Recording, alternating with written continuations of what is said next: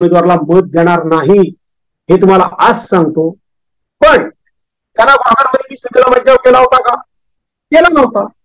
मला माहित नव्हतं का त्याची भाषा काय असणार आहे. त्यांनी जरूर बोलावं. पण कार्यालयासमोर करेल, कोणी आपलं दगडफेक करेल,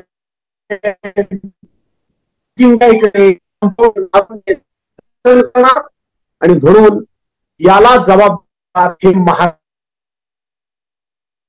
या सगळ्या क्लिप राज्याचे गृहमंत्री देवेंद्र फडणवीस यांना पाठवा. ते नेहमी त्यांच्या लोकांनी काही केलं तरी ते सांगतात संयम पाळला पाहिजे, आमच्याकडे टोलेबाजी करतात. मला सगळ्यांना हेच विचारायचं, हीच भारतीय जनता पार्टीची संस्कृती आहे का? ते ज्या भाषेमध्ये बोललेत यातला अंश तरी आमच्या भाषेमध्ये आहे का? अंश. मी फक्त बोलताना काय बोललो, हे जे काल त्यांनी भाषा वापरली होती ही भाषा चिपळूणमध्ये सुद्धा वापरली होती.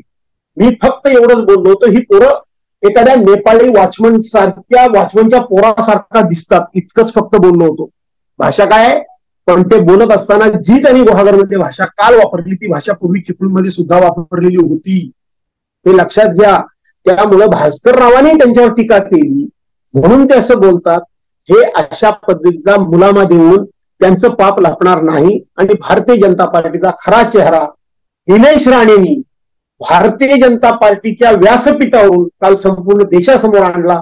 त्यामुळे मी निलेश राणेंना धन्यवादच देतो. ठीक आहे, आरोप प्रत्यारोप पण ठीक आहे, पण काल भाषणामध्ये त्यांनी तुम्हाला सरळ मारण्याची सुद्धा धमकी दिलेली आहे.